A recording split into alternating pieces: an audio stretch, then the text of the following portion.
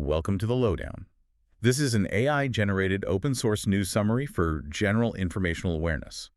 This product is not intended for use as official intelligence. The views expressed here are solely those of the cited authors and do not reflect the official policy or position of the Department of War, the United States Air Force, or any other U.S. government agency. Here is your operational bottom line up front.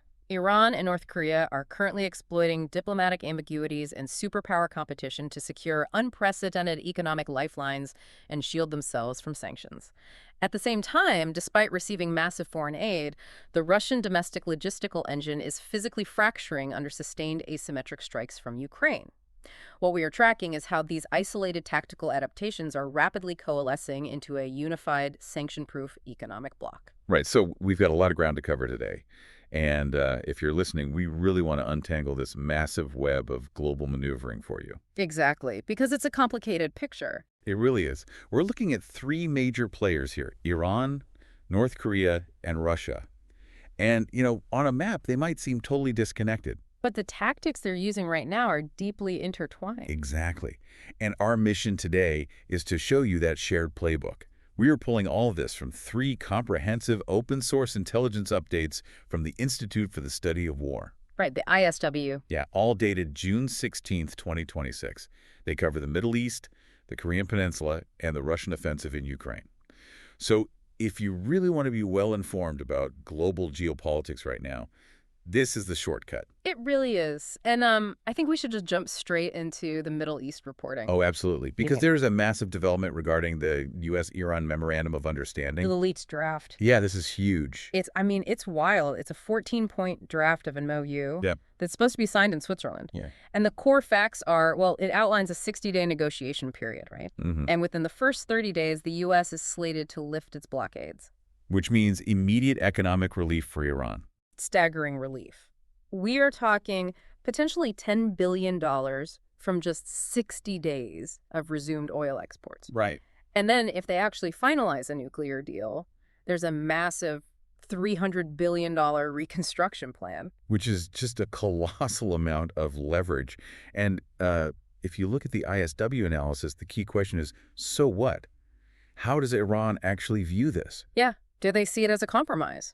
Not even a little bit. I mean, they are framing this entirely as a victory. You look at hardline IRGC commanders like Vahidi, for instance. Right, the Islamic Revolutionary Guard Corps. Exactly. Vahidi has explicitly stated that this immediate economic relief, that $10 billion, will likely be funneled directly into their military. Wait, directly into the military? Yes, into the military and their proxy networks, the axis of resistance. So it's basically a leaky bucket. That's a great way to put it, yeah. The U.S. is, pouring in this massive economic relief to hopefully halt nuclear progress. But there are all these holes where the resources just pour right back into Iran's military aims. Precisely.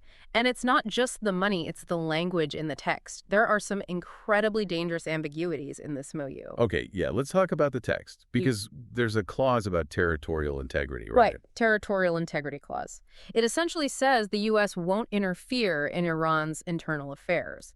But, and this is what I want to ask you, if the Strait of Hormuz is internationally recognized as a shipping lane, how can Iran realistically exploit that clause? Like, how do they claim the strait is an internal affair? Well, because the MOU doesn't explicitly bar them from, quote-unquote, managing the strait. Oh, well. Yeah. So they interpret that ambiguity to mean they can continue charging these illegal transit fees. They call them service fees. Service fees, right. So they just harass international shipping and collect a toll. Exactly. And they do the exact same thing with the ceasefire language. A ceasefire on all fronts. Yeah, the MOU calls for a ceasefire on all fronts. And Iran is interpreting that as a demand for Israel to withdraw from operations against Hezbollah in Lebanon. Wait, really?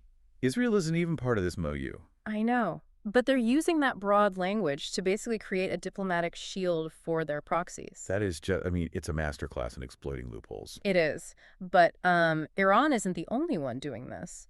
We are seeing massive economic loopholes being exploited in Asia, too. Right. Let's pivot to the Korean Peninsula updates. Yeah. Because North Korea's current playbook is just as aggressive. Oh, absolutely. The ISW update had some crazy satellite data. The new Yalu River Bridge, which connects North Korea to China, it's seen this massive spike in construction vehicles, like going from 40 to 160 almost overnight. And that's not even the only bridge. Right. There's a brand new road bridge over the Tumen River connecting North Korea directly to Russia, and it's set to open on June 19th. Which is very specific timing. Yeah, to mark their strategic treaty anniversary. And, the economic numbers back this up. Trade with China hit an 8-year high, like $325 million in a single month. But the trade with Russia is where it gets really interesting. Like coal, right? Yeah. North Korea has exported 1.5 million tons of coal. That's a massive sanction violation. How are they doing that? They're using false Russian flags. They forge the manifests, pretend the coal is Russian, and just bypass the sanctions entirely. And in return, North Korea has deployed roughly 14,000 troops to aid Russia's war in Ukraine. 14,000 troops. So Kim Jong-un is basically maximizing his geopolitical value here. He really is. I mean, think about it from his perspective. By becoming this essential military supplier to Russia, he has completely diluted China's influence over Pyongyang. It's a bidding war. Exactly. He's manipulated two superpowers into a bidding war for his loyalty, and that shields him from Western sanctions. Right, because now China is rushing to restore its leverage through these high-level diplomatic exchanges. They're letting Kim reap economic benefits from both sides. Okay, but what about the U.S. and South Korea? Well, the U.S., South Korea, and Japan have a trilateral response. They're scrambling to reaffirm their commitment to extended deterrence against North Korea's nuclear threats. But, and this is a big but, South Korea has some major domestic issues right now. Row severely. Yeah, the reporting mentions President Lee Jae-myung's approval ratings are totally tanking. Because of the currency exchange crisis. Right. The won is crashing.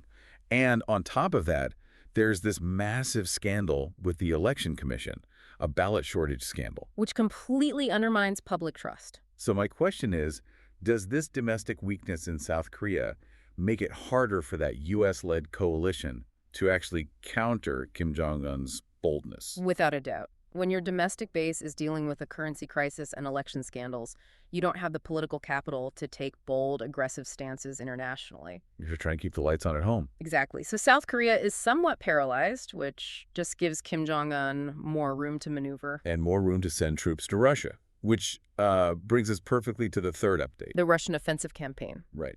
Because all of this North Korean leverage is tied directly to the fact that Russia is desperate for those 14,000 troops. They are incredibly desperate. And when you look at the Russian war machine inside his own borders, it is facing some immense, unexpected logistical cracks. That's the real story here. The asymmetrical long-range drone strikes from Ukraine. Yeah, the strikes have been relentless. Ukraine has severely crippled Russia's domestic oil infrastructure. I mean, refining capacity has dropped by 30%. 30% in a country that is practically built on oil. Right.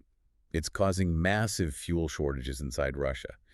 The update mentioned that major companies, Rosneft and Tatneft, they are literally banning the sale of gasoline in canisters. You can't even fill up a spare jug. No. And they're limiting passenger cars to just 30 liters. Which is nothing. It's under 8 gallons. Yeah. And meanwhile, Ukrainian intelligence is revealing these shocking vulnerabilities in Russia's highest-tier weaponry. The Ashnik missile system. Yes, the Ireshnik. It's an intermediate-range ballistic missile, but apparently Russia only has one operational missile left from its original contract. One left. And the reason why is just, it's wild. Because they rushed the manufacturing, right? They bypassed quality assurance. Yep. They bypassed QA to meet the Kremlin's demands, and it left the missile with a fatal flaw. In the gyroscope. Right, the Soviet-designed GU-503 gyroscope. Because of that flaw, these high-end missiles are missing their targets by tens of kilometers. Tens of kilometers. That's not even close. No, not at all. And the cascading effects of all this are huge. Because of Ukraine's strikes, Russia is being forced to establish air observation posts 50 kilometers away from the front lines. Just to protect their basic logistics. Just to keep their supply trucks from being blown up. Makes me think of like a glass cannon. Like Russia is projecting this immense outward destruction, but internally they're relying on deeply fragile, shattering supply lines and faulty tech. A glass cannon is the perfect analogy, because despite these massive logistical failures and rationing gas to their own citizens, the Kremlin remains entirely inflexible politically. Which is the craziest part, because Ukrainian President Zelensky has reportedly offered to hold peace talks before the winter of 2026-2027. He even suggested the U.S. as a neutral venue. Right. So if Russia's actively running out of high-end missiles, relying on North Korean handouts, and literally rationing fuel, why is Putin so quick to reject Zelensky's offers? Because for the Kremlin, Accepting those negotiations would essentially be admitting defeat, or at least admitting severe vulnerability. Right, and strongmen can't show vulnerability. Exactly. Putin continues to outright reject any negotiations that don't amount to total Ukrainian capitulation. He would rather risk internal logistical collapse than look weak. Man. So when we pull all this together and wrap up the deep dive, it is just a stark contrast between these players. It really is. You've got Iran and North Korea over here, successfully leveraging geopolitical crises and this ambiguous diplomacy. They're securing unprecedented economic lifelines. Finding every loophole possible. But then you look at Russia, the domestic engine driving so much of this global instability, and they are physically and logistically fracturing under targeted Ukrainian pressure. They're struggling to keep the lights on and the trucks moving. Yeah, exactly. Which leaves me with a final kind of lingering question for everyone listening, something to ponder after we wrap up here. Go for it. If these three heavily sanctioned nations, Russia, Iran, and North Korea, are increasingly sharing tactics, military hardware, and now even physical infrastructure, like that Tumen River Bridge, are we no longer dealing with just isolated road states? Are we actually witnessing the birth of a unified, fully integrated, sanction-proof economic bloc? That's the million-dollar question. Because if we are, that could render traditional Western diplomatic pressure completely obsolete. It's a fundamental shift in the global order. And from an operational standpoint, the significance here is clear. The tactical adaptations in these three AORs are no longer regional issues.